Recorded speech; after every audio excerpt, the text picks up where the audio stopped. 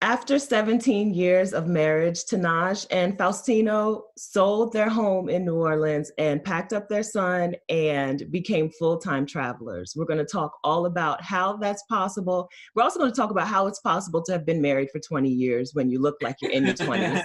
I need to know how that works. But first, if you're new here, welcome. My name is Stephanie Perry. I am a year-round house sitter. I'm the creator of House Sitter School, and I help women who need some time to do them, take some time to do them on a budget. Make sure that you're subscribed to the channel and make sure that you hit that notification bell and you'll be notified when I post a new video. So welcome. And welcome to you, Tenaj and Faustino. Thank you. Thank you. So nice to be here. Nice to be talking with you today. I'm so excited to talk to you. I have a lot of people who ask me questions about traveling with somebody else. And I'm like, child, I don't know. So I had to bring in some experts. I totally understand. You guys, how did this happen? So how did you go from, parents and homeowners in New Orleans to full-time travelers? Well, Faustino and I, of course, we've been married for such a long time. And throughout our marriage, we have done extensive traveling. So we traveled a lot. When we were working, we tried to take at least 3 vacations per year. Mm-hmm. One just by ourselves, one with the kids, and then maybe one with friends. But it had gotten to a point where those 3 vacations just wasn't enough. We were feeling way more drained with our everyday life than we had ever anticipated. Mm-hmm. And we just needed an out. We needed an out. And we know that we love traveling. So we figured we're our happiest when we travel. So why not just do it full time? Yeah, and we were watching a lot of YouTubers, and we were trying to basically just figure out how it's done. And one day we decided to just sit down, put all our bills down on the table and kind of figure out where we were at that time. When we realized how much we owed and how long it would take for us to actually do it, then we just decided to go ahead and quit the rat race and quit our job, sell our home, and we just did it. Do you remember how long the prep time took?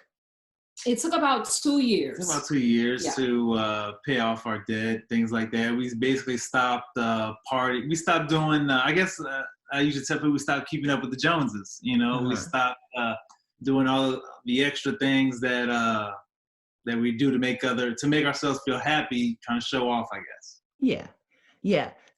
Because you had traveled outside of the U.S. enough, you knew that you could have a good lifestyle somewhere else. Definitely. But you were going to have to sacrifice some of the lifestyle back in the U.S. for a little while. Yes, definitely. Some of the lifestyle that we had been accustomed to over the years. I mean, we were throwing parties and we had the nicest cars.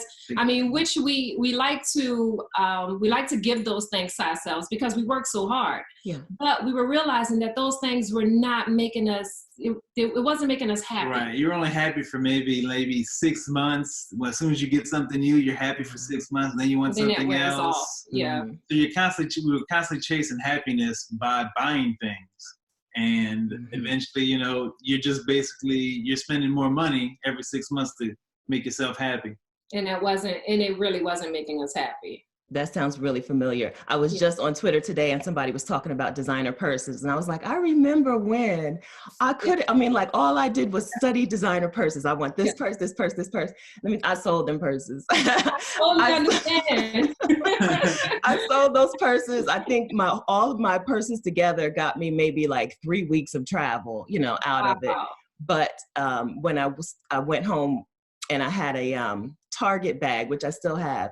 And my girlfriends were so used to me having like designer purses. They were like, oh, that's really pretty. I'm like, Target. $29. They're so used to seeing you with the designer purses anyway that they probably couldn't even tell the difference. No. And so then you're like, well, why am I spending so much money on this thing? Right. Exactly. It's not giving me any more joy than that $29 purse. Exactly. Right. It took a while, I guess, as you grow and grow older. I guess you just like, I don't think I need those things anymore. That I guess you when you're young and in your teenage years, you crave those things because you don't have money. But I guess once you get it, it's like, okay, now I've already have it, and What else is there? That's right. Well, the what else is there is like the whole world. You guys are touring the whole world. Right. I thought even I had no idea where you were when I contacted you. No one has. It's like Waldo, keeping up with Waldo. It's so hard to keep up with us. We totally understand. And so you're in New Orleans you're back home in New Orleans for a little while. Yes. Yeah. We'll be here until May. Our next trip is in May, and we're going to do Europe. So we plan on doing Europe for about 3 months, and then we haven't really made any decisions on where we're going to go or what we're going to do after that. Okay.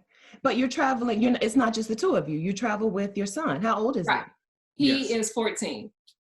And so I know that when you were in Malaysia, he went to an actual school in Malaysia. Yes. How are you handling his education? Well, yeah, like you said, when he was in Malaysia, he was going to a brick and mortar school. But since we've moved and left Malaysia, we actually found him in online school, and it goes off of the Louisiana curriculum. So every holiday, every test that Louisiana students take, he has to take the exact same test. So we were pretty lucky to find that school online. Yeah, I know that quite a few states do that. I'm from Delaware. Delaware has online education for K through 12. K through 12. That's the program. And I know Colorado. I talked to some people from Colorado too. Yeah. So anybody who's watching, if you're curious about it, check out and see if your state has an online program for your kids. And this is included, like you're a taxpayer, so this is included. This is not a private school. No. Not a private school at all. It's included. They actually send us a computer at the beginning of the year. Oh. They sent us a printer, all of his books, everything that he would be reading. They basically sent everything to us through the mail. That's amazing. Yes. And so, yes, that's what they do now. So it is amazing. Like I said, we were so very lucky to have found this school and this program, and it fits us perfectly, especially with our lifestyle. Yeah, because you want to be able to bop around at your own pace. Did you have to convince your son to travel you said he's 14 now? 14. So when you left home, he was like 11 or 12? Yeah, he was 11, What was that conversation like? There was actually no convincing at all. It was a mixture. He wanted to leave, but at the same time, he didn't want to go. He didn't want to leave friends, but at the same time, he did want to go and see something different, something new. So it was 50-50, Okay.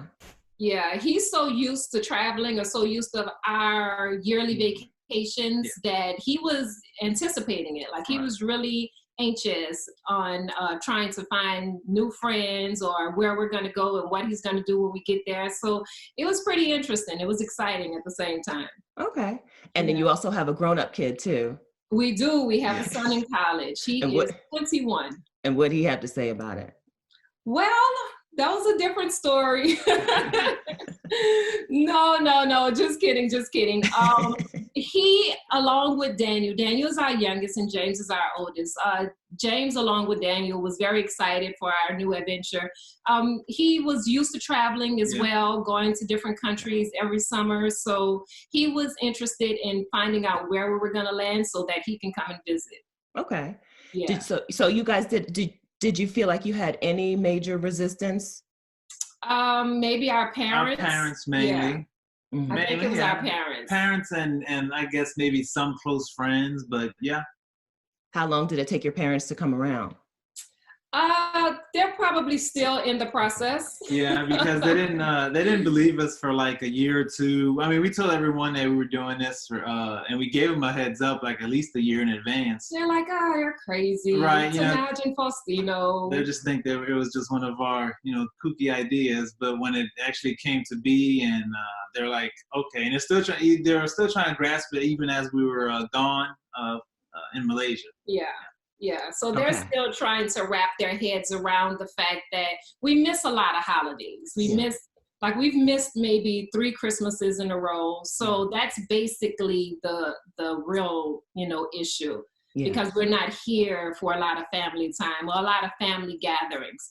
But one thing that has definitely helped us since we've been abroad is FaceTime, applications like Facebook, where we're able to talk to our family face to face, and that's basically an everyday thing. So that's one of the things that has definitely made it a bit easier to deal with, being so many miles away, because our families are so very close. Let me see. I house sat straight through from May of one year to May of the next year without seeing my family, but it didn't feel like it, honestly, because it doesn't feel like it to us because the days just go by so fast. But when you're dealing with your everyday, the time kind of just goes so very slow. Yeah, and you talk, you see them face to face. You see it, even though it's on a screen, you're not getting to hug them, but you see them face to face, and it didn't feel like it had been that much time. Yeah, today's technology allows that. You can be half a world away, but still be inside someone's house. That's why it makes traveling easier now. Because of that, because of technology. Yeah, sure does. This is a wonderful time. I'm so glad to be alive now. I'm so glad. Everything is so much easier. Everything. Yeah. And I appreciate you guys' YouTube channel. You guys are sharing information that a lot of people don't share. Like they share the high times, the fun times, and you guys show some of the ups and downs, some of the highs and lows. And I really appreciate that you talk about money. Oh, thank you. Because I think that we overestimate what it's going to cost, and what, that's a big barrier to a lot of people, but it is. You're traveling on a fraction of what you lived on. Right, definitely. And the thing about it is that when we first set out to do this, we could not find a lot of YouTubers that were actually giving those hard facts. How much will it cost? How much is rent? I mean, do you have any issues when you go to these different countries? We didn't see a whole lot of that. No. So we decided that not only are we going to record our vacations, because that's basically what it seems like. We're going to record the good times, but we're also going to record the real times as well. I saw your Malaysia budget. So you were in Malaysia for a full year, is that right? Yeah, actually a little over a year, about 14 months. Okay. Yeah. When I left so I quit my job to travel for a year just on savings before I started house sitting and freelance writing and stuff. And I thought that I was going to spend a bulk of the time in Malaysia, and I got there and that heat and humidity drove me out of there. It can. I totally understand. But the thing about us is that we're from New Orleans. So it's very humid down here and it's always hot. So it really wasn't that much of a difference. But I will say that Malaysia sun is something to deal with. Yes, it does get hot there. It can get hot. But I guess that's why variety comes out at night and at sunset. Everyone usually stays inside until 6 o'clock. Yeah. I watched your budget video and you were like, we spent $100 a month on electricity. And I know that seems high, but this is Malaysia. And I was like, you don't even have to explain it to me. I get it. But it really isn't a lot compared to the States. But I guess in Malaysia, a lot of our Malaysia comments are from Malaysians that are like, oh my God, you spent a lot. I'm like, so much on that really electricity. Isn't a lot. Like we were still trying to be comfortable because this was our first home away from home. So we were trying to be as comfortable as possible. And we ran the AC a bit more than, say, our neighbors next door. Yeah, but, I get it. I understand. It works out. As a family of 3, you spent on an average $1,300 a month. Yes. That's so impressive. Especially for people who are new to budget travel. Because you hadn't been budget traveling before. No, this was actually our first time. The only other times that we had traveled had been on vacation. So this was definitely our first time. And we were pretty pleased with the amount that we spent monthly in Malaysia. Yeah. Because we had the best of everything. We had motorbikes. We were right across the street from the beach. I mean, our condo was amazing. It was spectacular. And we were pretty pleased with with our budget of what we were able to get for our money. You paid about $500 a month for your condo. Do you remember how you found it? We just went online looking for condo units in Malaysia, and then one of those little realtor ads pop up where you email a couple realtors and whoever answers back. Right. Yeah, basically one of them answered back, and then we told him what we wanted. He went looking for us. He actually came and picked us up. Yeah. And we went driving around with him. We went in the back of his car, and he took us to a couple of condos, and we made a selection a week later. We liked, because we actually, after he showed us around, we told him we'll be back in a week or two because we flew to Malaysia. We flew to Thailand, spent about a week house hunting there. And we came back to Malaysia and then met the real estate agent and finalized the deal. And where in Malaysia were you? Penang. Penang, Okay. Ferengi, which is on Penang Island. Okay, Penang. I visited Penang. I ate really well there. They're known for food. Yes, food haven. It Definitely is. It reminds us of home so much. Yes, that's true. It is. It does have like that kind of feel, New Orleans food. Right. And you have one of the most genius hacks. I did some scooter renting too, or I did some scooter renting when I traveled around Southeast Asia, and it was really cheap. Most of the time, it was about $10 a day. Yeah.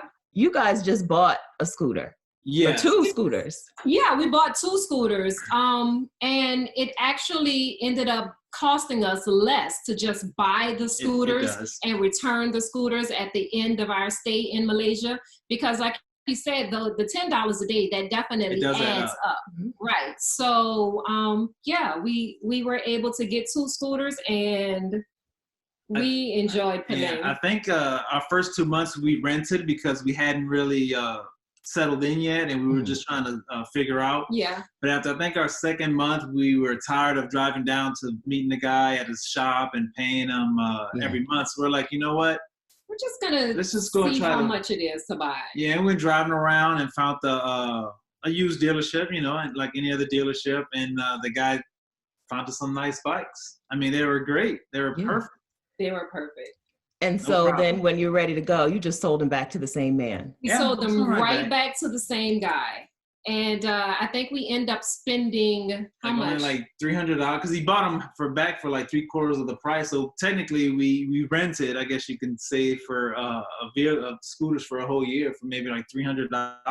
Right. Because he bought them back he serviced them, which I think he only serviced them twice, and so they were maintained fine. Right, so he knew that there were no problems or no issues with them, and he bought them right back, which was wonderful. He actually told us that when we get ready to leave, he would buy the bikes. Yeah, he actually told us the moment, like a year before we even sold them back. Yeah, he agreed to do it.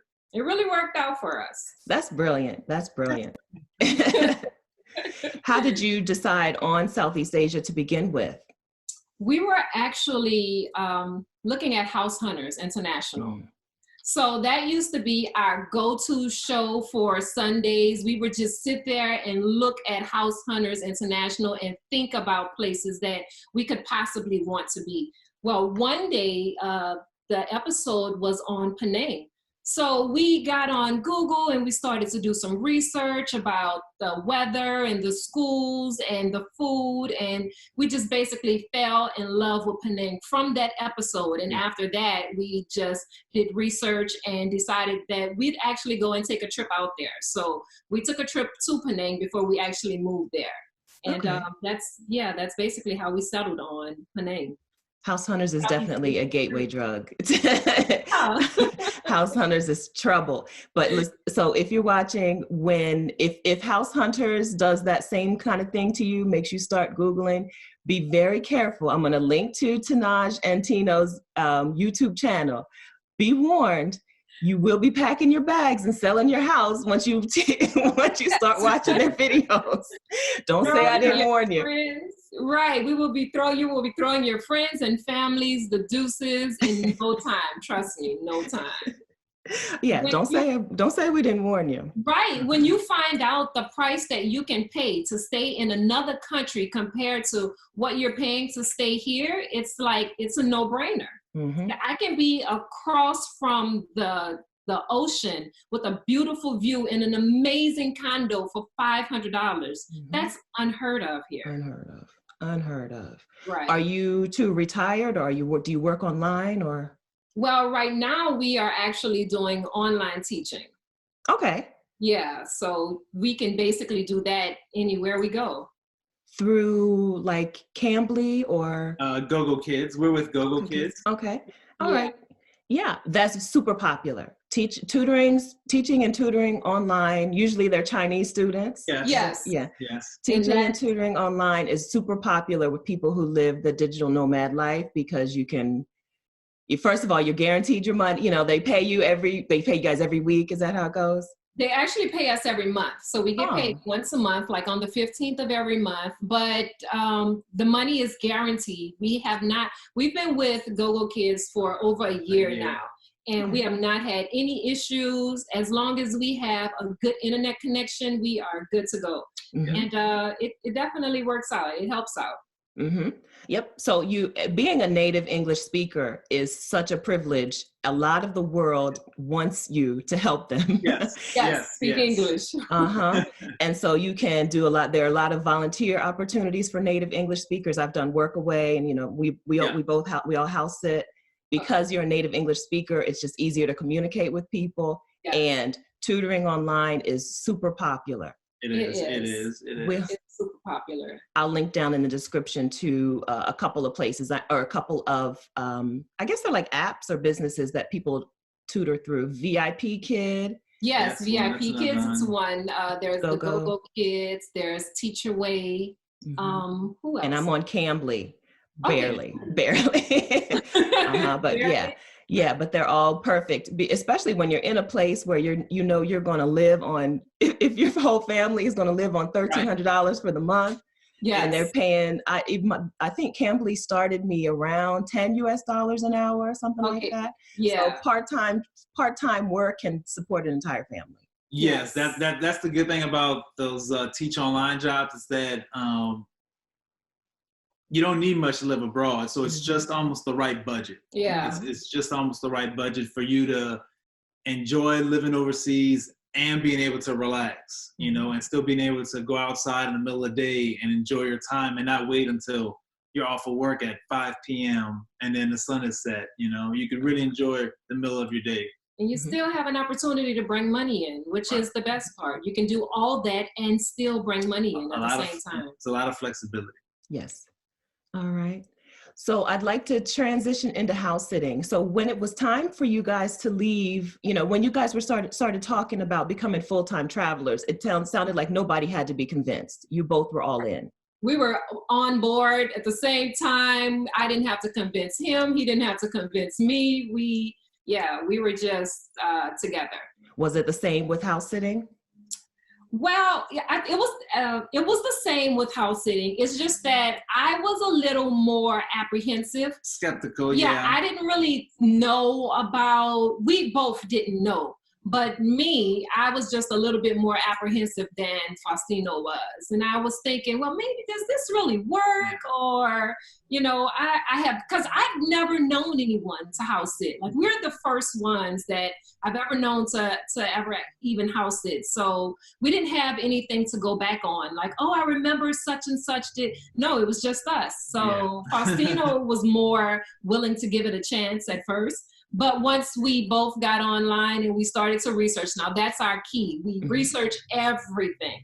So once we got online and started to research, we realized that this might really work out for us. And then the only thing that we were risking was the initial fee. The initial, I think it was like $100, $109 to join, but I found the link they were running a Christmas special and they dropped it down to like $89. And I'm like, well, it's $89, and we were scared because it's like $89, and you don't know. So we joined, and sure enough, I think 4 days later, we got our first gig in Bangkok. Yeah, which ended up being like a month stay. In Bangkok, and it was over the Christmas and New Year holiday.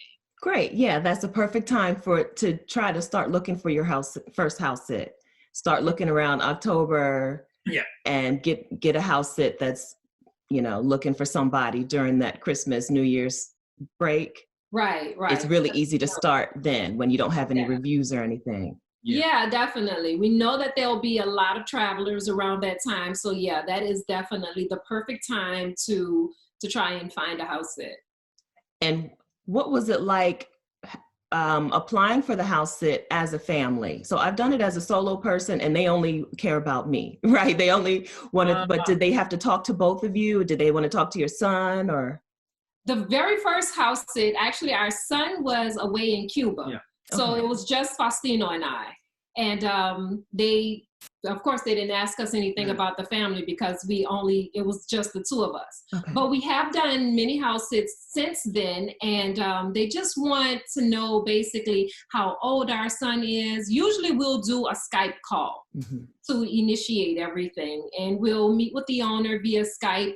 Usually it's just Faustino and I. Our son usually doesn't get on the Skype calls. But we'll give them the information, maybe the things that he likes. And they'll try to pair his personality up with maybe some other kids that are in their neighborhood or something like that. So it's really worked out for us pretty well.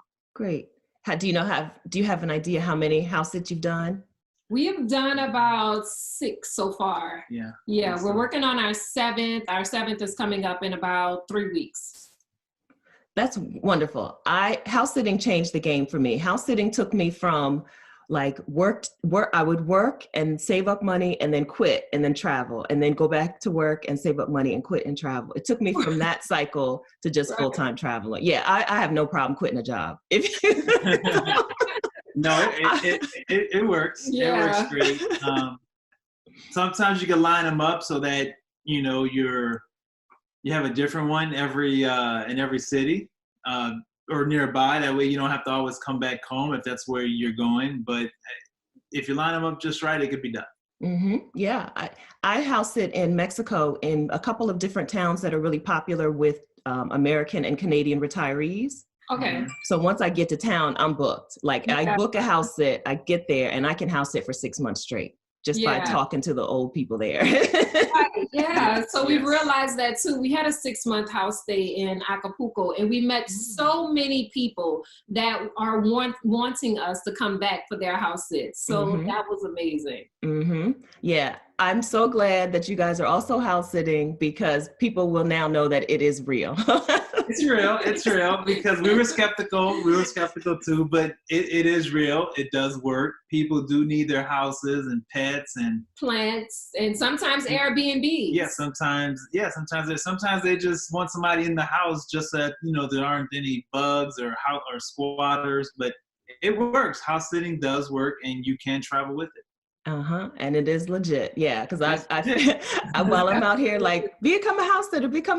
People are like, oh, I don't know. So I'm glad to have proof that it is real.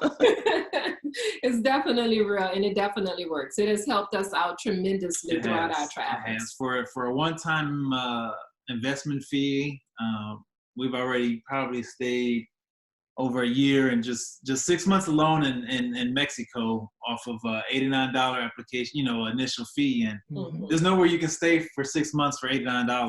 Right. Like that right there beats it. It paid for itself. Yeah. Even the month in Bangkok just paid for itself. Absolutely. Yeah. I tell people if you do a 3-day house sit in a nice house, you got your money back. Oh yeah. Exactly. It's $129 now. They just had a leap day special. They just had 20% off for leap day, but on regular it's now $129 and it's absolutely worth it. If you can commit, if you can look at your calendar and say, I have these 3 days where I want to go to X place and house sit, boom, money worth. You got your money's worth. Anywhere. And that's the amazing thing about it. It's anywhere. Yes. What I want to know is what it's like traveling long-term as a couple. So you guys don't have a way to, like, when you're at home and you're getting on each other's nerves, somebody can go to work, right? Or you have friends and family, you can go to their house. When you're together and you're traveling long-term, do you feel like is it like beneficial to your relationship or is it more stressful on your relationship or both? I think it could be a little bit of both. It's both. It's just it's beneficial because if there is a problem, I mean, we're together, so we have no no other thing to do but to work the problem out. Right. So that's the beneficial part about it. And usually if we were at home, someone does get to go to work, and then maybe those problems would be prolonged. Mm-hmm. But the fact that we're together 24/7, it's like, okay, well, we have to hash this out, because I mean, I don't have anybody else to talk to. Right. Yeah. That's funny. Yeah. That's definitely a good way, because, you know, like my wife was saying, you know, you can have issues and you go unresolved because someone's got to go to work, or somebody wants to just leave the house and grab a drink, but the problem is still there. But when you're traveling and it's just you two, then you gotta hammer it out right there and then. You know, you grow closer because then you're stuck in situations where it's just you two in a foreign country, and you have no one else to lean on but yourself. You know, so you might as well work it out. That's it. So. Yeah. And that can also be stressful. That can be a stressful situation too, because you're in a foreign country and you don't have another outlet per se. Like, you don't have your mom or your friends to just go over and talk to.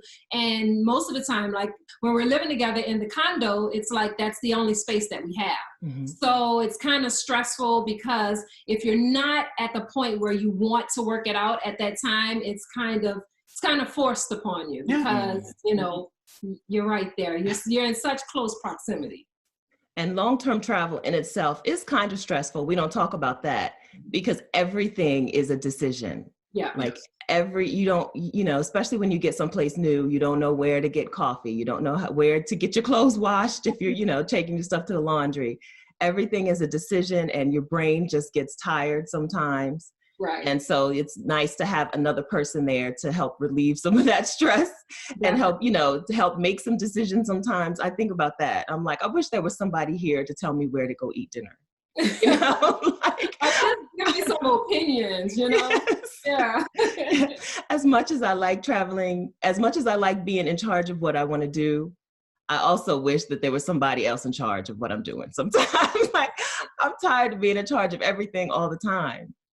I understand. I totally understand. Uh-huh. And so you told us that you're in New Orleans, you're going to be around for a little bit, and then you're going to Europe for the summer? We're going to go to Europe for the summer. This will be our first time in Europe, actually. So what we plan, what we plan on doing is we're going to fly into Barcelona. And the plans right now is to rent a camper van and drive the camper van from Barcelona to Paris, drop it off in Paris, and then continue our tour around Europe, on the train or something like that. So we haven't really meshed all our plans together, but that's kind of a rough draft. Yeah. That's fantastic. That's my dream. Mine too. I'm really big on van life right now. So I'm very interested in exploring that. Is Daniel going to be with you, or is he staying home for the? He's actually going to go to Cuba with Faustino's parents. Yes. Okay. This is summer vacation from, I guess once he's done with school, he stays a little summer vacation with grandparents. Yeah. Away from here, away from us, no school. So he's going to go that way, and we're going to go that way. Wow, that's wonderful. Well, so make sure that you are following Tenaj and Tino. You are Tenaj_Tino_ on Instagram. Correct. Mm-hmm. And I'll link to your YouTube channel in the description. So y'all make sure you want to see this trip. This is see this trip. You want to see it. This is the trip that's going to push me into the RV life. I'd like to do an RV trip somewhere. I don't know. Yeah. But yeah, it's going to light a fire under me too. I know. I'm sure. Do you feel like there's anything that we haven't covered that you'd like to let people know about full-time travel as a family? It can be done. Full-time travel can be done. You just have to budget and watch what I guess one of the things I also got started on was the minimalism. The minimalist lifestyle. That's another thing that kind of jumped us on the traveling. If you don't need it, then don't get it. Focus that on something else. Mm-hmm. I'm going to stick this one question in though, Tenaj.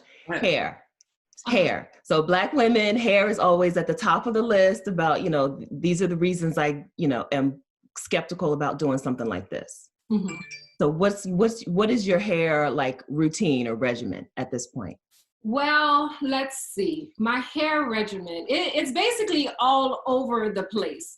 I am a proud graduate of YouTube Academy. So, Yes. so everything that I do to my hair, if it's from curling or dyeing or just highlighting, anything that I do, my first stop is definitely YouTube. So since I've been abroad, I had no clue on how I was going to maintain my hair living anywhere, let alone Malaysia. Yes. But that has basically just drove me into kind of studying how to dye and basically how to keep up, how to maintain my hair. So I've just been looking at YouTube, going about it like that, and I have started doing my own hair. Yes, I would agree that that was a lot of the questions when we first started traveling about her hair. But like she said, she's been on the YouTube Academy, and she went from, getting your hair done when we had jobs to she does it herself, and everyone usually asks, "Oh my God, your hair is beautiful. Who does it, and how do you get it done out there?" And like, she just does it herself. And you pretty much just learn off of YouTube. I mean, it's a YouTube world now. You could fix a car. You could do anything just by learning on YouTube, and it could be done. Yeah, and another thing that I would say is, if you know that you're going to go on a trip, or say if you're going to travel long term like we do, make sure that you stock up on all your hair products that you may need. Get that from the country that you live in. Don't try to go out and find it elsewhere, because you just may not find it. So what I do is I will stack up on everything that I know that I'm going to need for, say, a 6 month to a year period. And I just bring it all with me. Because, yeah, I do. Because I have not found any of the hair products that I would use at home. I haven't found those abroad. No. I'd say it was on our last trip in Colombia. She probably found more in Colombia because it's Afrocentric there, Caribbean Afro.